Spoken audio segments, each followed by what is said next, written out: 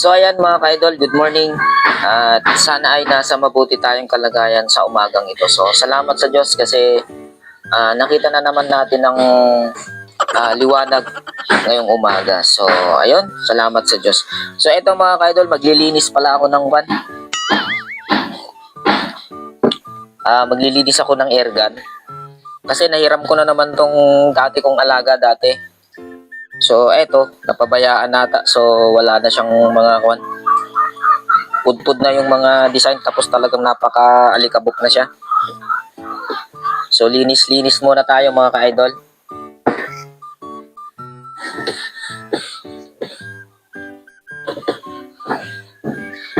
Ito pala PCP to. So di hangin. Nahiram ko to para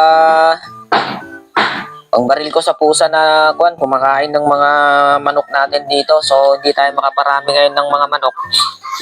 Dahil nga sa mga pusa dito na gumagala, na kumakain ng mga manok. So walang natitira. So ang bala nito mga ka-idol ay ganito lang siya. Yan. Baka sabihin pa ng iba 22. Lilinisin ko muna bago ko siya gamitin.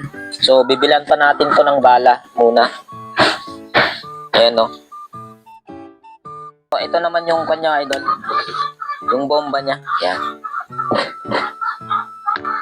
So hindi ko pa siya nahanginan kasi linisin muna natin siya.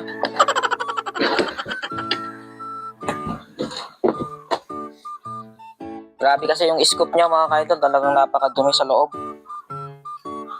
Kaya kailangan ko siyang linisin.